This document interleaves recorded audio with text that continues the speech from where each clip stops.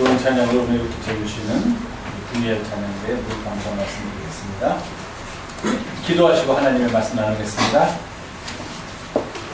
2012년도 마지막 주일 함께 모여서 하나님의 말씀을 듣는 시간에 우리가 초대받았음을 감사드립니다. 이 시간 우리에게 주시는 말씀 속에서 우리가 또 한 해를 보내며 새해를 맞는 귀한 의미를 깨닫는 시간이 되게 하시고, 말씀을 전하는 자나 말씀을 듣는 자 모두 겸손히 말씀 앞에 무릎 꿇고 말씀 속에서 우리가 나아갈 길을 찾는 귀하고 복된 시간이 되게 도와주시옵소서. 우리 예수님의 이름으로 기도하옵나이다.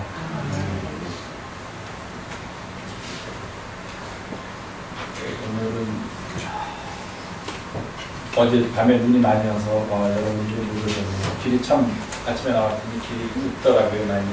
그래서 저도 오늘 많은 분들이 저 오시는 게 어렵겠다 하고 염려했는데 그래도 이렇게 와서 함께 예배를 드릴 수 있어서 얼마나 감사한지 모르겠습니다. 자, 오늘 말씀의 제목이 Come and have breakfast. 브렉패스트가 뭔지 알아요? 네. 뭐예요? 아침. 아침 모닝 아니에요? 아침 식사. 맞았습니다. 네. 아침 식사. breakfast. 맞는지 틀린지 모르겠지만 앞에 나오는 break가 뭐죠? 깨뜨리다라는 뜻이죠. 깨뜨리다. 그 다음에 fast라는 건 혹시 뭔지 아세요? fast가 그냥 형용사로 쓰면 빠른 그런 거죠. fast. work 같은 거에 그냥 fast 쫙 지나가는 거. 그게 fast인데 그게 명사로 쓰이면은 단식이라는 뜻이 있어요. 단식. 그래서 아마도 저 말이 나오게 된 게 breakfast가 단식을 깨뜨리고, 그러니까 저녁 먹고서 다음날 아침 먹을 때까지 좀 시간이 길잖아요.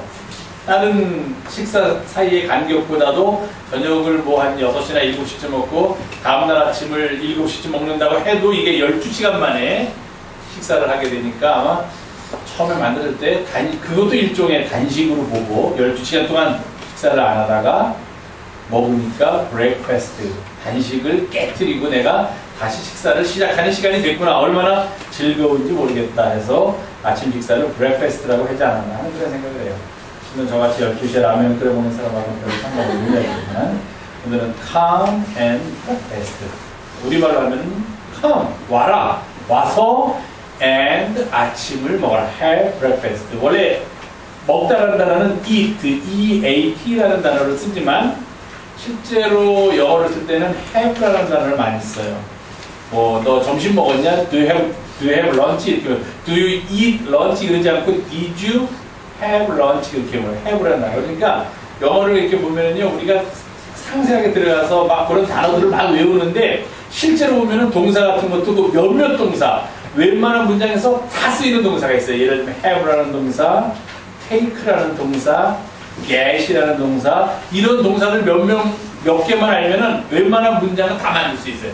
그거 가지고서 have라는 동사나 take라는 동사나 get 이런 동사만 가지고서도 뜻이 다 통해요. 그걸 가지고 만들 수 있어요. 그래서 여기서도 eat breakfast 하면 더 우리가 쉽게 이해할 것 같지만 실제로는 have breakfast 하는 게 훨씬 더 일상적으로 쓰이는 영어 표현이에요. 그래서 이거는 와서 아침을 먹어라. 제가 어른들 설교에는 성경에 있는 말을 그대로 번역을 해서 와서 조반을 먹어라. 조는 아침 조자, 반은 식사 반자에서 조반을 먹어라, 아침 식사를 먹어라 하는 뜻이에요. 배고프세요? 밤 얘기하니까 아침도 제대로 못 들고 오신 거 제가 다 알아요. 주일날은 조금 여유 있게 일어나시고 그러고서 서두르다 보면은 아침 식사도 제대로 못하고 교회 오시는 거 다 아는데, 오늘은 어차피 오후 기도회도 있는 시간이고 많이 못 오시고 예배도 늦게 시작했으니까 제 생각으로는 그냥 오후 기도회까지 계속 이렇게 하고 그러고 난 다음에 식사를 하는 게 좋겠다 하는 그런 생각입니다. 그러니까 마음 편하게 편히 가지시고 말씀 나누시면 될 것 같아요. 오늘이 2012년도 마지막 주일이야. 오늘 좀 다 오셨으면, 날씨가 이렇게 좀 땅이 얼지 않아서 다 오셔서 함께 예배에 참석했으면 얼마나 좋을까 하는 그런 안타까움이 있는 그런 주일입니다. 사실 2012년도 마지막 주일이라고 해서 다른 주일과 크게 다른 거는 없는 것 같지만 그래도 우리 사람들이 한 해라는 걸 만들어 놓고 그냥 쭉 가는 게 아니라 13월, 14월, 15월, 16월 이렇게 쭉 가는 게 아니라 매년 1월부터 12월 그리고 그 다음에 또 1월부터 12월 이렇게 만들어 놓는 게 참 다행이라고 생각해요.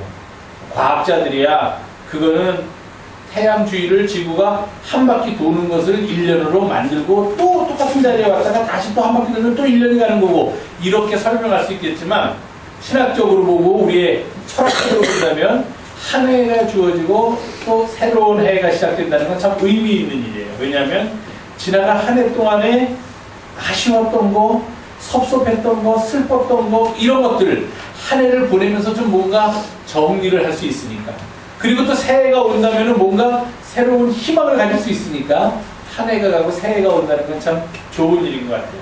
그렇지 않고 만약에 쫙 직선적으로 간다면 늘 아쉬운 마음 갖고 이거 언제 한번 정리해보지도 못하고 언제 한번 삭히지도 못하고 계속 가야만 하면은 참 우리의 삶이 힘들고 어렵지 않을까 하는 그런 생각을 갖게 됩니다. 그래서 오늘은 제가 마지막 주일이라서 그 마지막 주일에 맞는 좀 설교 말씀을 준비했는데 올해 우리한테 가장 큰 화두 중에 하나가 힐링이라는 화두였던 것 같아요. 여기저기서 힐링이라는 말을 많이 썼는데 그만큼 우리 사회가 힐링이 됐으면 참 좋겠지만 잘 모르겠습니다.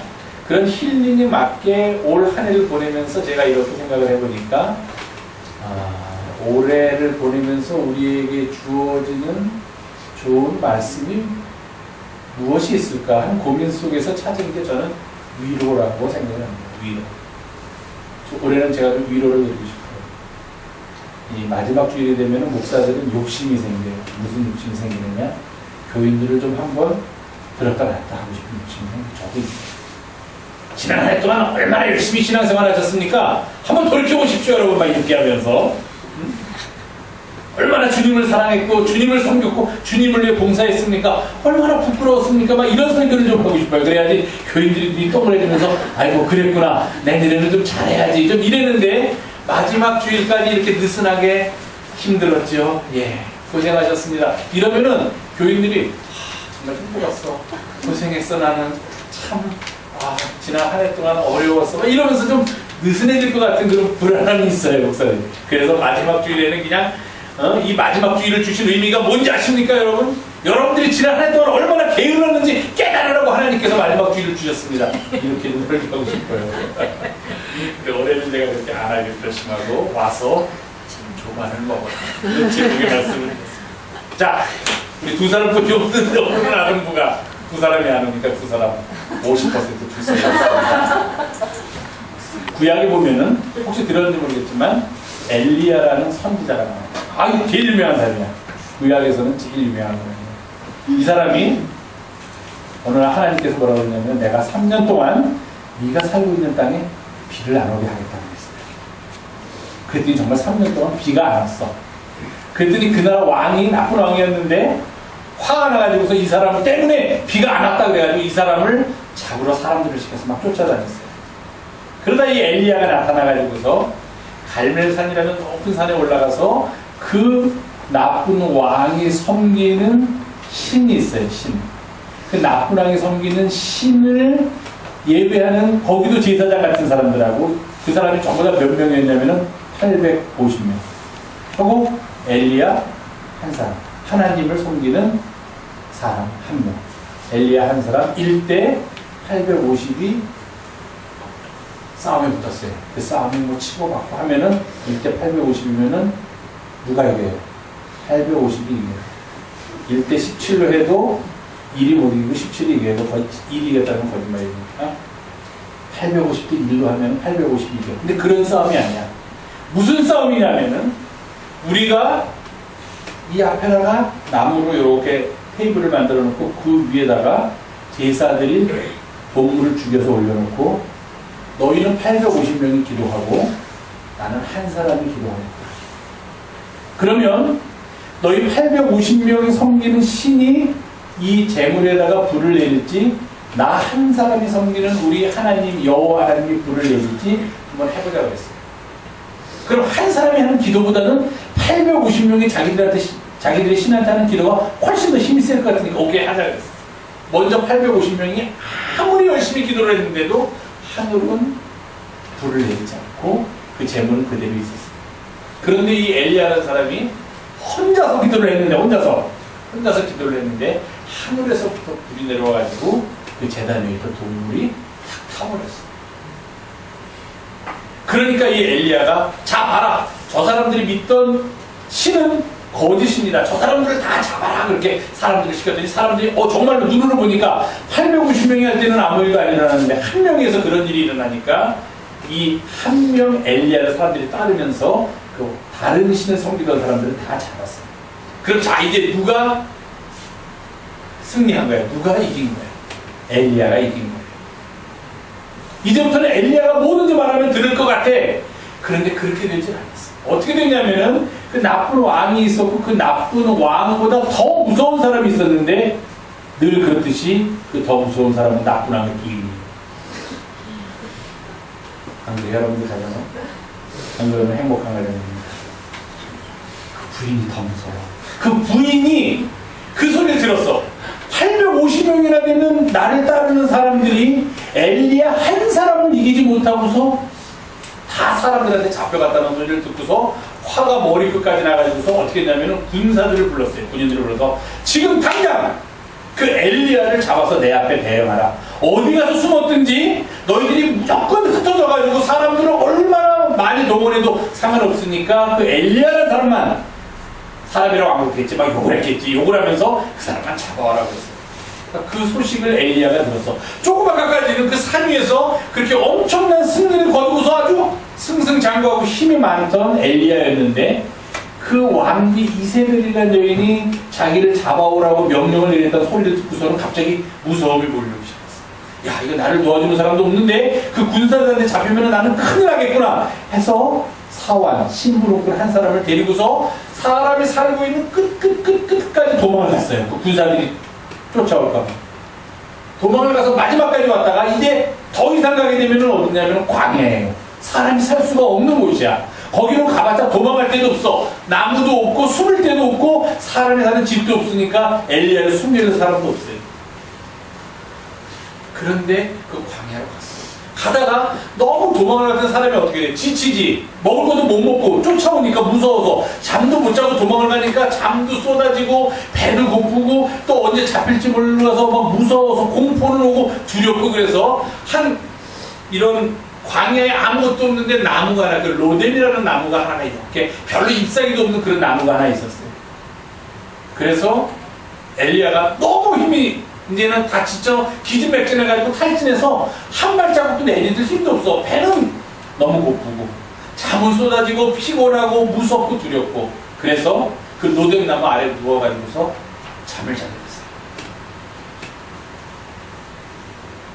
로뎀나무 저렇게 생기지 않았어요. 실제로는 저거보다 좀 더 크고, 저거 상징적으로 그러는데 좀 더 크고, 그리고 이렇게 잎사귀도 어느 정도 있는 그 밑에. 그래서 나무가 잎사귀가 별로 없으니까 사막에 그늘을 만들어도 이렇게 그늘을 크게 만들어주면 그 밑에 아무데나 들어가 있으면 시원한데 이 나무는 나무가 작으니까 그늘을 조그맣게 못 만들어요.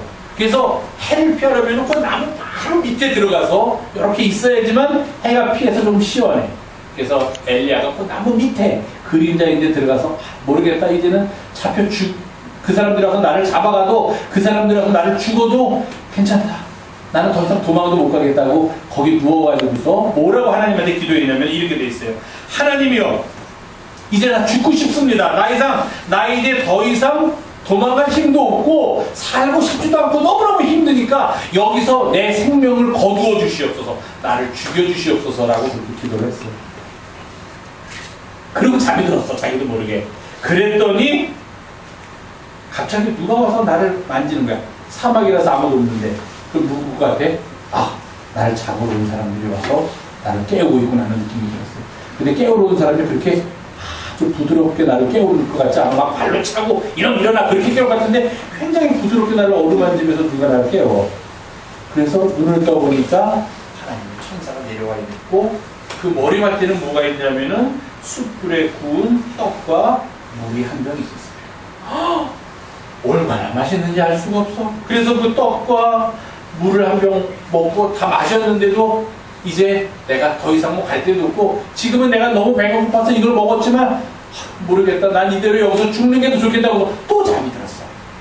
그랬는데 또 조금 있으니까 또 다시 천사가 온 거예요. 그래서 그를 깨우고 또 다시 먹을 거를 줬어요. 그래서 그 먹을 것을 먹고서 천사가 뭐라고 했냐면은 네가 지금 아직도 가야 할 길이 많이 남았는데 네가 배가 고파서 또는 지쳐서 또는 마음이 너무 아파서 그 길을 다 가지 못할까봐 염려가 돼서 하나님께서 나를 보내셔서 너에게 이렇게 먹을 떡과 물을 주셨다. 그 얘기를 하니까 엘리야가 그 떡을 먹고서 그 물을 마시고 그 다음에 성경에 보니까 뭐라고 얘기했냐면 그 음식물 뭐 별로 많이 먹지도 않았는데 그 음식물의 힘을 의지해서 얼마나 갔느냐면은 40일 낮과 40일 밤을 가서 하나님의 산 호렙이라는 곳에 이르렀다. 이렇게 되어 있어요. 그렇게 멋진 승리를 거두었던 엘리야였지만 그가 지치고 힘이 없어서 낙심할 때 그때 하나님께서 어떻게 하셨느냐, 그를 어떻게 위로하셨느냐, 하나님 영사가 죽고 싶습니다라고 얘기할 때 하나님의 천사가 나타나서 그에게 먹을 것을 줬어요. 예수님께서 돌아가셨어요. 십자가에서. 제자들은 예수님이 대단한 능력을 가지고 그렇게 쉽게 죽지 않을 거라고 생각을 했는데 너무 쉽게 너무 험하게 돌아가셨어. 그리고 또 로마 군인들과 예수님을 잡았던 그 사람들이 예수님의 제자들까지도 잡아서 죽이려고 돌아다니고 있었어요. 그러니까 예수님의 제자들은 다 어떻게 했어? 이런 교회 같은 방에 다 모여가지고 밖에도 나가지 못하고 문을 걸어 잠그고서 거기서 숨어 있었어요.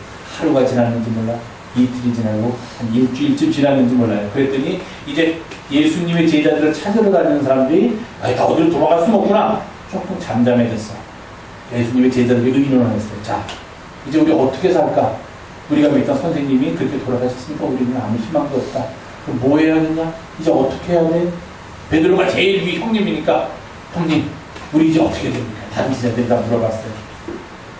베드로가 나도 잘 모르겠다. 선생님도 돌아가셨는데 뭐 우리가 할 줄 알 게 뭐 있느냐? 나는 선생님 만나기 전에 고기를 잡던 어부였으니까 이제 선생님 안 계시니까 다시 나는 고기 잡으러 가겠다. 그리고 고기 잡으러 갔어.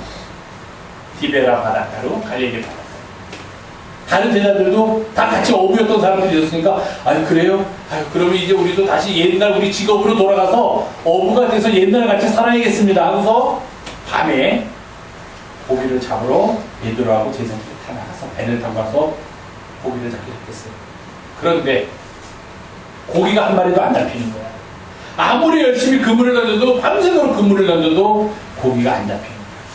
근데 고기가 안 잡혀서 이 사람들이 자 예수님도 돌아가셨지, 자기를 잡으려는 유대인들도 무서워서 도망다녔지, 그나마 고기 잡아서 이제 먹고 살려고 했는데 고기도 못 잡자니까 너무너무 실망을 해가지고서 배에서 신세 한탄만 하고 있었어요. 왜 고기까지 안 잡힌단 말이냐? 이 고기는 우리가 어부로서 평생 했던 직업이었는데 우리가 이렇게 고기를 못 잡는다는 게 말이 나 된다는 소리냐?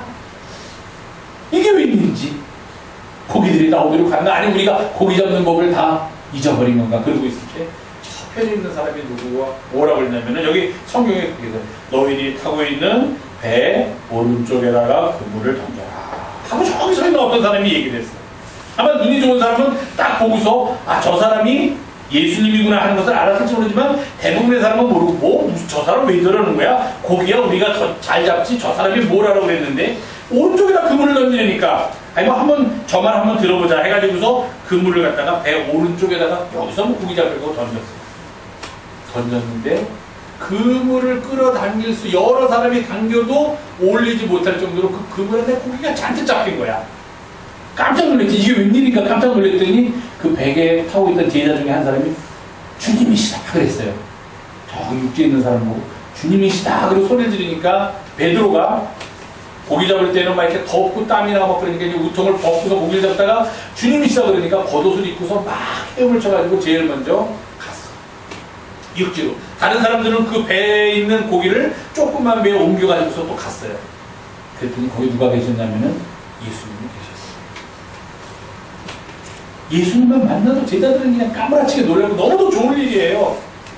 그런데 그때 예수님이 거저 서 계신 게 아니라 숯불에다가 생선을 올려놓고 고기를 굽고 생선을 굽고 떡까지 올려놨어. 아니 얼마나 감동스러운지 몰라요. 생선만 했다면 좀 덜 감동스러운데 떡을 올려놓죠. 예수님 그때 그 떡쌈의 맛을 아셨구나. 숯불의 원조가 예수님이셨구나 그런 생각을 하는데 예수님이 직접 불을 붙여가지고서 나무를 모아서 불을 붙여서 거기다 석쇠 같은 걸 올려놓고 그 옆에 있던 생선 먹을 만한 걸 몇 개 올려놓고 또 어디서 구하셨는지 모르는 떡을 올려놓고 제자들 기다리고 있다가 이렇게 보니까 숫자가 좀 많어. 요거 가지고 좀 모자라겠네. 그러니까 야 너희들 지금 고기 많이 잡았지? 예 선생님이 말씀해 주신 대로 하니까 고기를 씌워봤더니 153마리나 잡았습니다. 그래 그중에 몇 마리만 가져와. 지금 보니까 인원이 좀 많아서 내가 준비한 거 가지고 좀 모자랄 것 같으니까 가져와. 들어가지고 그 생선까지 올려놨어요. 그러고서 제자들이 막 올라와가지고서 막 물고기 세는 사람, 물고기 닦는 사람, 선생님이 왔으니 뭐 하는 사람 정신이 없어요. 그랬더니 예수님께서 그들한테 뭐라고 했냐면 와서 아침을 먹어라. 와서 조반을 먹어라. 스크린 하나 내려주세요. 자, 이쪽에다 하얀 분이 예수님이고 저기서 막 뛰어오는 사람이 베드로야. 베드로는 원래 이렇게 성격이 급하니까 먼저 막 뛰어오고 있었고, 그리고 저기 숯불에 생선이 보이는 거 보이세요? 예수님 그 옆에 떡이 잘 안 보이지만 어쨌든 숯불에다가 예수님 생선을 굽으셨어요.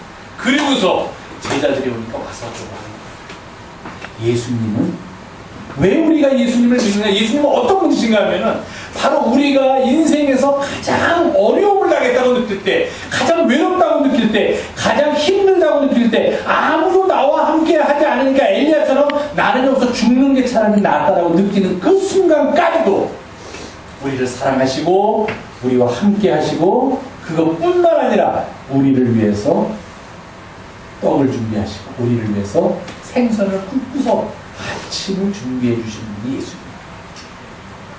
자, 우리 영성교회 오늘은 우리 예찬이하고 예성이만 있지만 세상 살아가면서 힘들고 어려움이 있을 때 그때 물론 부모님도 도와주시고 선생님도 도와주시고 목사님도 도와주고 여러분이 도와주지만 정말로 우리를 마지막 순간까지 가장 힘든 순간까지 우리를 지켜주시고 보호하시며 그것으로 그치는 것이 아니라 심지어는 우리가 배고플 때 우리에게 먹을 것까지도 준비해서 주시는 분이 바로 우리들의 주님이시다 하는 그런 믿음 갖고 그런 마음 갖고서 하나로 살아가는 우리 영성의 아들 여러분들이 되기를 부탁드립니다.